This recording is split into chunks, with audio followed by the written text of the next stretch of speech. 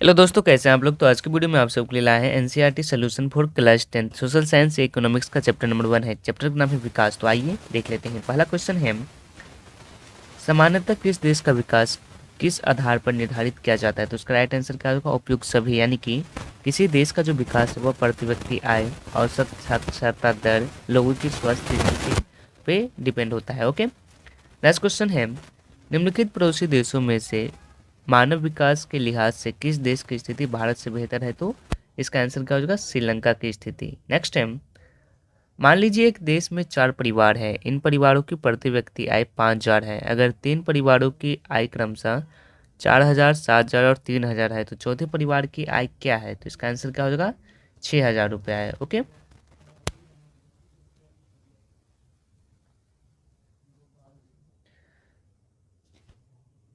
Next question आती है, विश्व बैंक विभिन्न वर्गों का वर्गीकरण करने के लिए किस प्रमुख मापदंड का उपयोग करता है।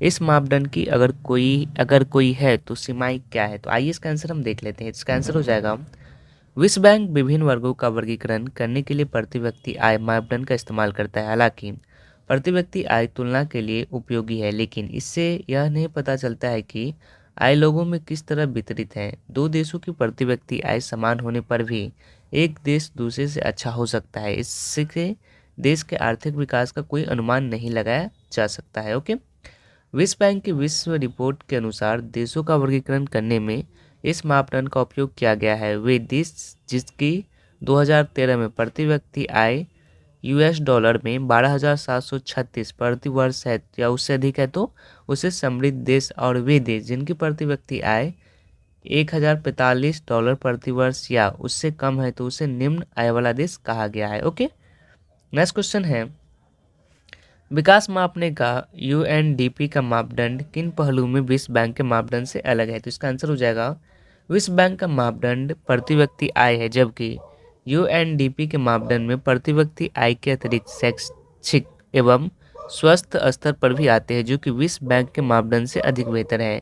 यूएनडीपी के स्वास्थ्य और शिक्षा के जुड़े मानक आय के साथ काफ़ी व्यापक स्तर पर विकास के मापदंड माप के लिए इस्तेमाल किए जाने लगे हैं। यूएनडीपी मानव विकास रिपोर्ट इन्हीं मापदंडों के आधार पर तैयार करता है। ओके, नेक्स्ट क्वेश्चन आती है, हम औसत का प्रयोग क्यों करते हैं। इसके प्रयोग करने की क्या कोई सीमाएं हैं। विकास से जुड़े अपने उदाहरण देकर स्पष्ट कीजिए। तो इसका आंसर हो जाएगा, हम औसत का प्रयोग आय की तुलना करने के लिए करते हैं। आय की तुलना दो व्यक्तियों के बीच, दो राज्यों के बीच या दो देशों के बीच हो सकती है। एक देश दूसरे देश के लोगों में कितने बेहतर है, इसके लिए हम औसत आय की तुलना करते हैं, जो कि देश की कुल आय की कुल जनसंख्या से भाग देकर निकाली जाती है। उदाहरण के लिए अर्थशास्त्री आर्थिक विकास की दृष्टि से प्रति व्यक्ति आय या औसत आय को एक माप मानते हैं, लेकिन हो सकता है कि देश में औसत आय में वृद्धि हुई हो तथा धन और आय के वितरण से अधिक असमानताएं आई हो, अर्थात धनी व्यक्ति अधिक धनी हुए हैं और गरीब व्यक्ति और गरीब हुए हैं।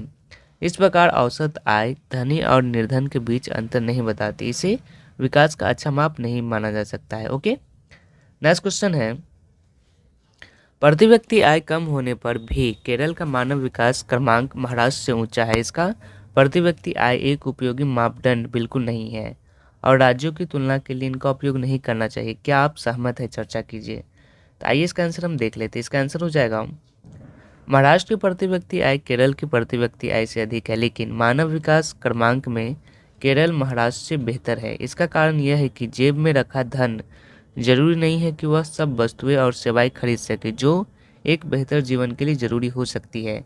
नागरिक कितनी भौतिक वस्तुएं और सेवाएं का इस्तेमाल कर सकते हैं, इसके लिए आय अपने आप में संपूर्ण रूप से पर्याप्त संकेतक नहीं है। केरल में शिशु मृत्यु दर कम है क्योंकि यहाँ स्वास्थ्य और शिक्षा की मौलिक सुविधाएं पर्याप्त है, जबकि महाराष्ट्र में शिशु और मृत्यु दर अधिक होती है।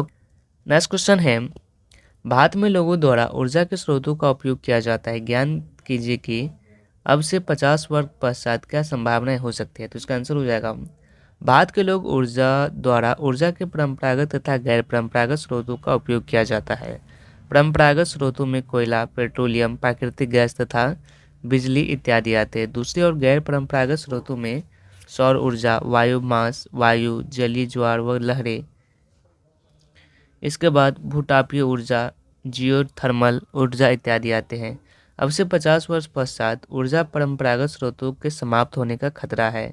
इसलिए आने वाले समय में हमें ऊर्जा के लिए गैर परंपरागत स्रोतों पर ही निर्भर रहना पड़ेगा।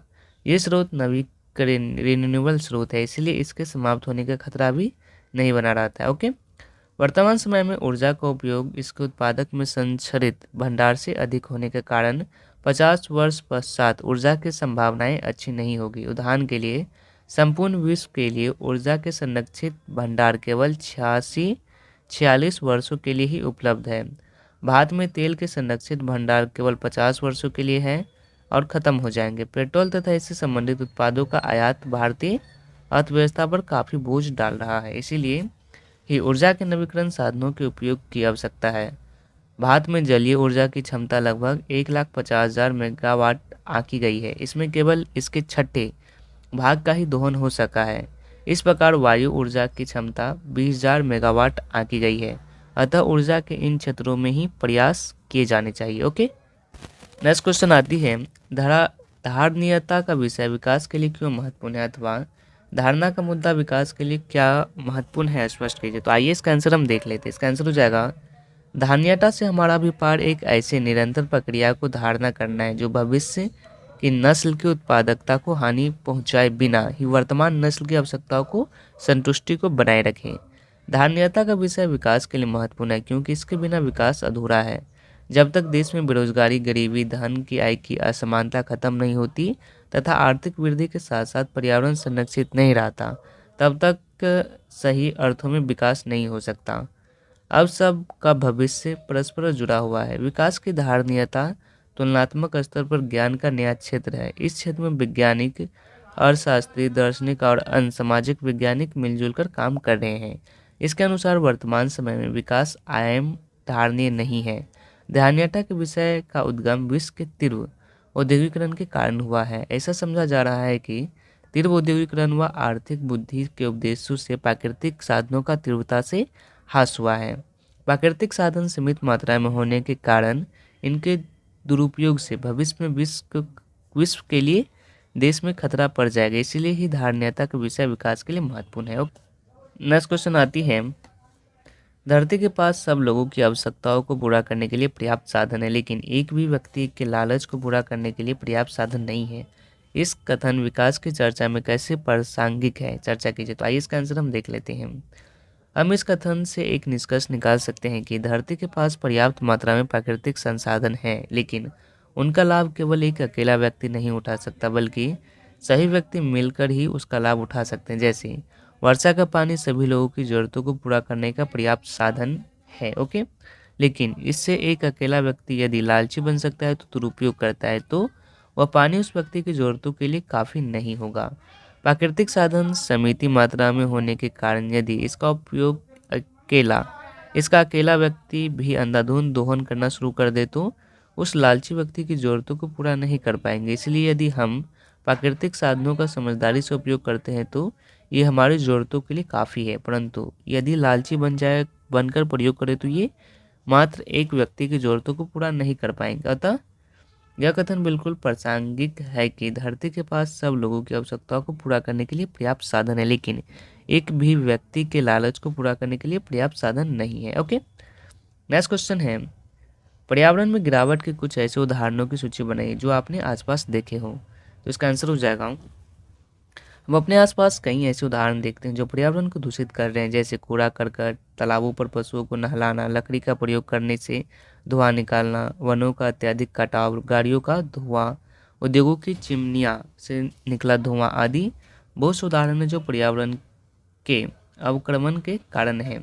इसके अतिरिक्त अत्यधिक वाहनों की संख्या जो उद्योगों द्वारा अपने अवशेषों को भूमि के ऊपर फेंकना, विभिन्न उद्योगों के चलने से उड़ने वाली धूल का वातावरण में फैलाव तथा वनस्पति का नाश इत्यादि कारणों से वैश्विक जलन बढ़ रही है, जिससे पर्यावरण दिन प्रतिदिन गिरावट आ रही है। ओके, नेक्स्ट क्वेश्चन है, नीचे दी गई तालिका में भारत में अल्प पोषित वयस्कों का अनुपात दिखाया गया है। यह वर्ष 2001 में देश के विभिन्न राज्यों के एक सर्वेक्षण पर आधारित है। तालिका के अध्ययन करके निम्नलिखित प्रश्नों का उत्तर दीजिए, जैसे कि ये राज्य है, ये पुरुष है, ये महिला है। केरल में 22% पुरुष है, 18% महिला है। कर्नाटक में 32% पुरुष, 36% महिला। मध्य प्रदेश में 42% पुरुष और 38% महिलाएं, सभी राज्य में 34 और 32 का अनुपात है। तो आइए इसका आंसर देख लेते हैं। तो स्रोत है IHRD 2011 पृष्ठ 269 क है केरल और मध्य प्रदेश के लोगों के पोषण की तुलना कीजिए। ख क्या आप अंदाजा लगा सकते हैं कि देश के 1/3 लोग अल्प पोषित क्यों हैं? यदि यह तर्क दिया जाता है कि देश में पर्याप्त खाद्य है तो अपने शब्दों में वर्णन कीजिए। तो पहले देखते हैं पहला का आंसर। पहला क्या है? केरल और मध्य प्रदेश के लोगों की पोषण की तुलना कीजिए। तो आइए इसका आंसर देख लेते हैं। तो मध्य प्रदेश की तुलना में केरल में वयस्कों का जो पोषित स्तर बेहतर है, क्योंकि केरल में 22% प्रतिशत पुरुष तथा 18% महिलाएं ही अल्पोषितता का शिकार है, जबकि मध्य प्रदेश में 42% पुरुष और 38% महिलाएं अल्पोषितता का शिकार है। ख नंबर क्वेश्चन है, क्या आप अंदाजा लगा सकते हैं कि देश के 1/3 लोग अल्पोषित क्यों हैं? तो आइए इसका आंसर हम देख लेते हैं। इसका आंसर हो जाएगा, देश में 1/3 लोग अल्पपोषित है। देश में पर्याप्त अनाज होने के बावजूद भी इसका वितरण सही ढंग से नहीं होता है। कई ग्रामीण इलाकों में राशन की दुकानें ठीक तरह से नहीं चलती है।